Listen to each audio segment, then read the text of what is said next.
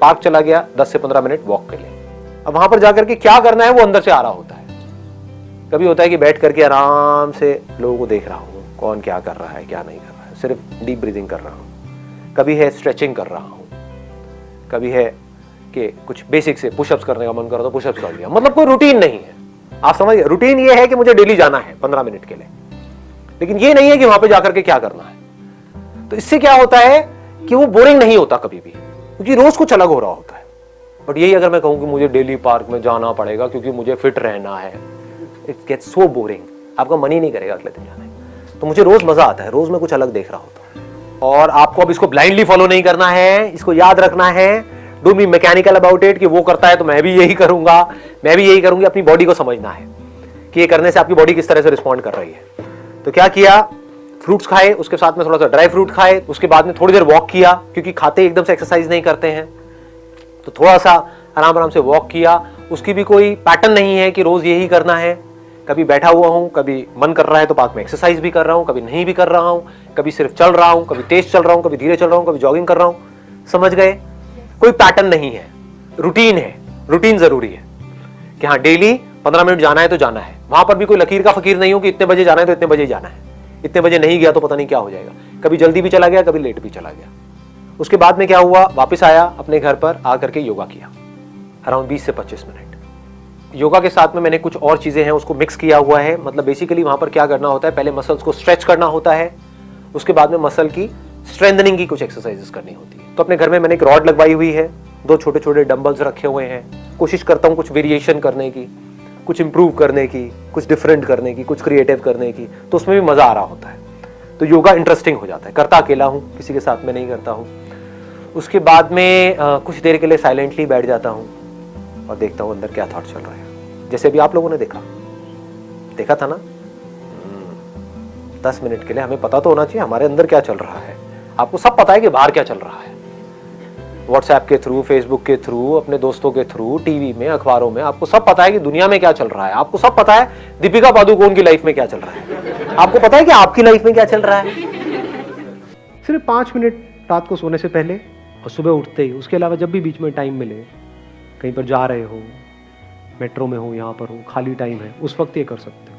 करना क्या है, बड़ा सिंपल, और मैं करता हूं अपने एक्सपीरियंस के बेस पे आपको बता रहा हूं, नॉट थियोरेटिकली। करके मैंने प्रैक्टिकली देखा है कि इसको करने की वजह से एग्जैक्टली क्या होता है, वो भी मैं आपको साथ साथ में बताऊंगा। तो क्या करना है, बहुत ही सिंपल है। एक डीप ब्रेथ ली और अंदर से बोला आई एम फिजिकली एक्टिव, और जब ब्रीद आउट करोगे तो एंड मेंटली रिलैक्स्ड। सोचो अगर आप फिजिकली एक्टिव रहो और मेंटली रिलैक्स्ड रहो तो ऐसा क्या है इस दुनिया में जो पाने लायक है, जो आप नहीं पा सकते। कुछ भी अचीव करने के लिए, कुछ भी पाने के लिए, कुछ भी समझने के लिए सबसे पहली जरूरत क्या है? Number 1 physically active. फिजिकली आप डल हो, ज्यादातर कभी अपना बॉडी पोस्चर ऑब्जर्व करना, हमारा ध्यान तक नहीं होता है। हम पता है कैसे बैठते हैं, ऐसे बैठते हैं, ऐसे बैठते हैं। जब ऐसे हो गए आप तो क्या एनर्जी आएगी अंदर से।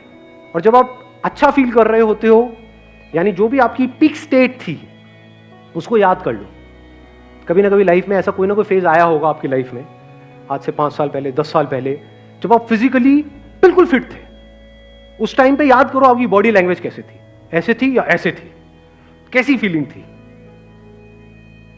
उसको याद किया और फिर डीप ब्रेथ के साथ में बोला आई एम फिजिकली एक्टिव। तो ऑटोमेटिकली आपकी बॉडी लैंग्वेज वहीं पहुंच जाएगी जहां पे थी 5 साल पहले, 10 साल पहले। अब फिजिकली तो एक्टिव हो गए, लेकिन अगर माइंड रिलैक्स ना हो तो ऐसे लोग दुनिया में सबसे ज्यादा खतरनाक होते हैं। स्पेशली इन बच्चों को अगर आप देखो ना, 16-17 साल के, फिजिकली फड़फड़ाए हुए हैं, हार्मोनल चेंजेस हो रहे हैं, ये वो, और हाथ में गाड़ी आ गई तो 200 की स्पीड पे भगा रहे हैं, क्योंकि माइंड रेस्टलेस है। तो दोनों चीजें चाहिए, जैसे जागना और सोना।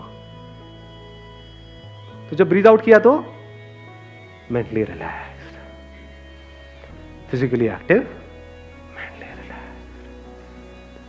करोगे अभी 2 मिनट के लिए करें? आंखें बंद करो, let's do it. I am physically active and mentally relaxed, physically active, mentally relaxed.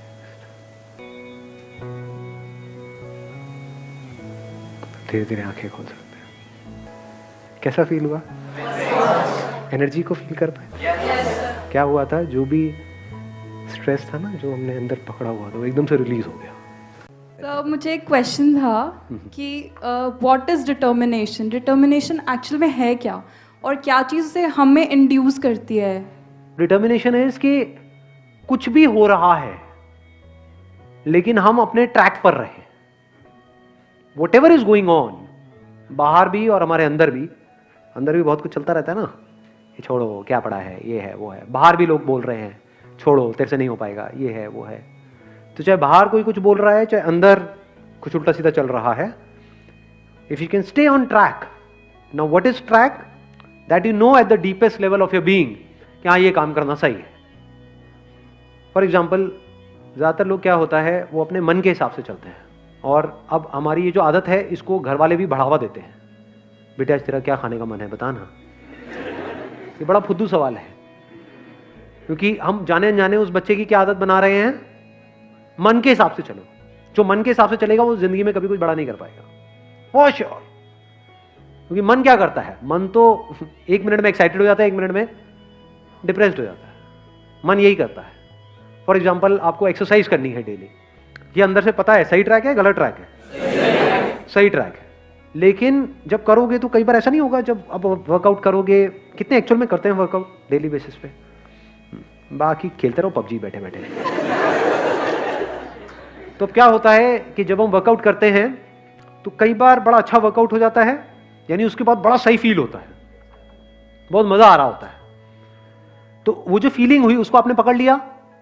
अगले दिन अब आप वही फीलिंग को रिपीट करना चाहते हो, और अगले दिन इतनी बढ़िया फीलिंग नहीं हुई, तो अब आपने क्या किया, उसको करना ही छोड़ दिया। ऐसा होता है नहीं होता है? या आपने वर्कआउट किया, और वर्कआउट करने के बाद में कहीं कुछ थोड़ा बहुत दर्द वर्द आ गई बॉडी के अंदर। अब जो बॉडी पड़ी हुई है इतने सालों से, उसको एकदम से आप एक्टिव करोगे तो क्या होगा? दर्दें होंगी कई तरह की। अब जब दर्दें हुई तो क्या, अगले दिन मन नहीं कर रहा करने का, या because of whatever reason मन नहीं कर रहा करने का। कहीं आपका ब्रेकअप हो गया है, कुछ हो गया है, ये वो कोई लड़ाई झगड़ा हो गया है, कुछ हो गया है, मन नहीं है जी। तो अब आप मन की सुनोगे या वो करोगे जो करना सही है? जो करना सही है, अगर आप वो कर सकते हो और करते हो तो उसको डिटर्मिनेशन कहते हैं। Thank you sir. हाँ, 1-2 तरीके हैं मेरे सेशंस को देखने के। अब मैं बिल्कुल पॉइंट पे आ रहा हूं कि अभी तक भी पॉइंट पे था वैसे। एक तरीका आपके पास में, एक ऑप्शन ये है कि उसको देखो एनर्जी के लिए, मजा आता है, मूड अच्छा हो जाता है ना, एक थ्रिल है, कुछ अनसर्टेनिटी है। जहां भी अनसर्टेनिटी होती है वहां पे बड़ा मजा आता है। इसीलिए लोगों को नौटंकी देखने में बड़ा मजा आता है, मूवीज देखने में बड़ा मजा आता है, क्योंकि वहां पे अनसर्टेनिटी है। तो मेरी बातों में अनसर्टेनिटी है, इसलिए आपको मजा भी आता है। क्यों? क्योंकि मुझे खुद नहीं पता है मैं क्या बोलने वाला हूं। तो आप भी बिल्कुल एज पे बैठे हुए हो और मैं भी एज पे हूं।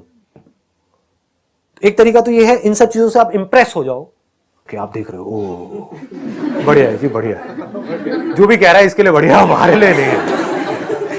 मतलब आपको मजा तो आ रहा है देखने, समझ कुछ नहीं आ रहा है, तो दिस इज नॉट लर्निंग। दूसरा क्या है, अब आपके अंदर इंटरेस्ट आया कि चल यार एक बार बातों को भी ना सुन करके देखता हूं, देखती हूं, क्या पता मेरी भी लाइफ चेंज हो जाए, क्या पता मेरे को भी बहुत सब कुछ बढ़िया हो जाए, है ना। जब देखती हूं तो बड़ा अच्छा फील होता है। अब क्या पता इन बातों को अगर मैं प्रैक्टिस में लाऊं तो और बढ़िया कुछ हो जाए। सुन करके मेरी बातों को अपनी मेमोरी में फीड कर दिया, ब्रेन के अंदर फीड कर दिया। जैसी कोई सिचुएशन आई, अब उस मेमोरी के थ्रू जो आपने सुना था और जो सुन करके समझा था, समझा कैसे मेरी बातों को? जो आपकी एग्जिस्टिंग समझ है उसी के बेस पे तो समझा। हो सकता है मैं बात ही कुछ और कर रहा हूं, क्योंकि मेरे जो सेशंस हैं वो इस मैकेनिकल वे ऑफ लिविंग के लिए है ही नहीं। Because life is not about mechanical way of living. एक मशीन है, उसको ऑपरेट करने का तो एक मैनुअल हो सकता है, लाइफ को ऑपरेट करने का कोई मैनुअल नहीं है, क्योंकि वहां पे एक तरह से काम नहीं होता है। There are millions and millions of factors which are there. आप मेरे से पूछ नहीं सकते आकर के कि भाई मेरे जो पेरेंट्स हैं उनसे मुझे प्रॉब्लम है तो इसका क्या सोल्यूशन है। इसके अंदर कितने फैक्टर्स हैं। आप ये तो पूछ सकते हो कि इस मशीन को कैसे ऑपरेट करूं, वो मैं आपको बता सकता हूं। How to operate this machine, how to have a good relationship with my parents. बताओ मैं क्या जवाब दूंगा आपको।